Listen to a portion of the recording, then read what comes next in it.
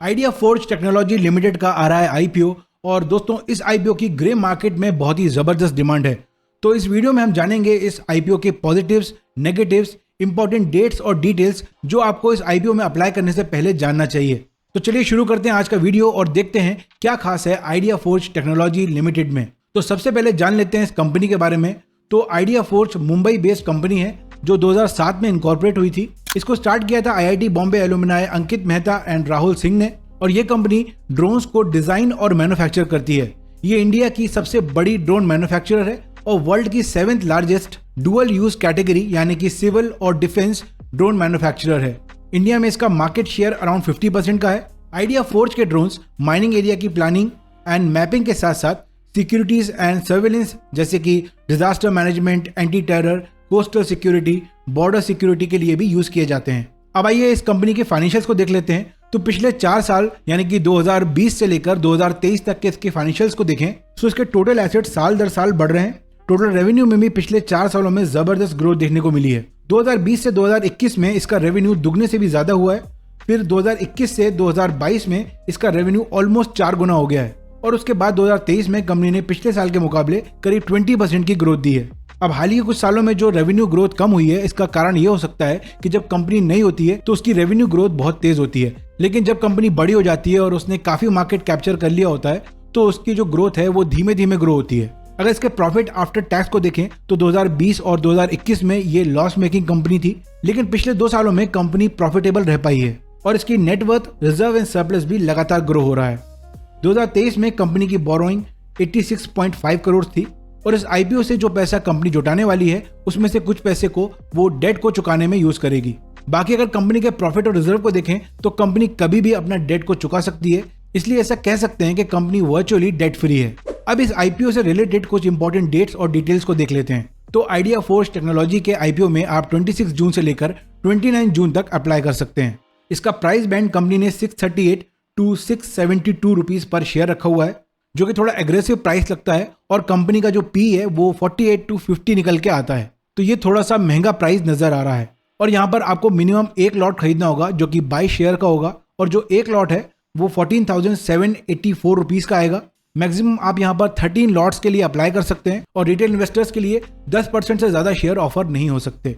ऐसा इसलिए है कि सेबी ने एक रूल बनाया है कि जब कोई कंपनी आईपीओ लेकर आती है तो उसके पिछले 3 साल में उसको प्रॉफिटेबल होना जरूरी है, वरना 10% से ऊपर वो रिटेल इन्वेस्टर्स को ऑफर नहीं कर सकते।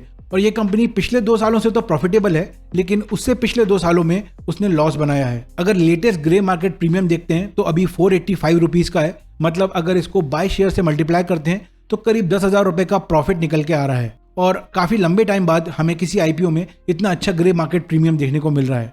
इसका इशू साइज है 567 करोड़ और जो फ्रेश इशू है, जो नए शेयर्स कंपनी इशू करती है, वो है 240 करोड़। अब जो पैसा कंपनी आईपीओ से जुटाएगी वो उधारी चुकाने के लिए कंपनी यूज करने वाली है। इसके अलावा कैपिटल रिक्वायरमेंट और प्रोडक्ट डेवलपमेंट के लिए पैसा यूज होगा और कुछ पैसा जनरल कॉर्पोरेट पर्पसेस के लिए यूज होगा। अब बात करते हैं इस आईपीओ के पॉजिटिव्स की और नेगेटिव्स की। तो यहाँ पर मेजर 3 नेगेटिव पॉइंट्स मुझे दिख रहे हैं। पहला तो इस आईपीओ का जो प्राइस बैंड रखा गया है वो थोड़ा सा महंगा लग रहा है। दूसरा, यहाँ पर जो रिटेल इन्वेस्टर्स के लिए केवल 10% का पोर्शन रखा गया है और ये आईपीओ जो है वो बहुत ज्यादा हाई डिमांड में है, तो ऐसे में आईपीओ अलॉटमेंट मिलना बहुत मुश्किल हो सकता है। तीसरा पॉइंट बिजनेस को लेकर है कि ये बिजनेस जो है वो रॉ मटेरियल पर काफी निर्भर है, तो अगर ऐसे में क्रिटिकल कंपोनेंट्स की शॉर्टेज हो जाती है, अनअवेलेबल होते हैं, तो ऐसे में कंपनी के मैन्युफैक्चरिंग पर इसका असर पड़ सकता है। अगर पॉजिटिव्स की बात करें तो कंपनी मार्केट लीडर है और इंडिया में 50% इसका मार्केट शेयर है और इसको इस फील्ड में फर्स्ट मूवर एडवांटेज भी मिला हुआ है। सेकेंड पॉइंट ये है कि कंपनी ड्रोन हार्डवेयर तो बनाती है, इसके साथ साथ कंपनी ड्रोन के सॉफ्टवेयर भी बनाती है और इसकी strong research and development team भी है। फ्यूचर ग्रोथ प्रोस्पेक्ट भी इस सेक्टर का बहुत ब्राइट है। आगे ड्रोन्स और भी फील्ड में यूज किए जा सकते हैं, तो ड्रोन्स की डिमांड आगे और बढ़ने वाली है। तो अगर लॉन्ग टर्म इन्वेस्टमेंट के हिसाब से भी देखें तो ये कंपनी काफी अच्छी दिखती है। अब फाइनली क्वेश्चन ये है कि क्या आपको इस आईपीओ में अप्लाई करना चाहिए या नहीं करना चाहिए। दोस्तों उसके पहले अगर आपके पास डीमैट अकाउंट नहीं है या आपके फैमिली में किसी के पास डीमैट अकाउंट नहीं है तो आप डिस्क्रिप्शन में दी हुई लिंक से या फिर पिन कमेंट में दी हुई लिंक से अपना डीमैट अकाउंट खुलवा सकते हैं। अब बात करें कि हमें इसमें अप्लाई करना चाहिए या नहीं करना चाहिए, तो दोस्तों मेरा मानना है कि हमें केवल लिस्टिंग गेन्स के लिए ही आईपीओ में अप्लाई नहीं करना चाहिए। हमें उन कंपनीज में अप्लाई करना चाहिए जिनका फ्यूचर प्रॉस्पेक्ट भी अच्छा हो और आइडिया फोर्ज यहाँ पर इसी तरह की कंपनी लगती है जो कि फ्यूचर में अच्छा कर सकती है। क्योंकि यहाँ पर रिटेल इन्वेस्टर्स के लिए 10% का ही हिस्सा रखा गया है, तो यहाँ पर अलॉटमेंट मिलना थोड़ा मुश्किल हो सकता है।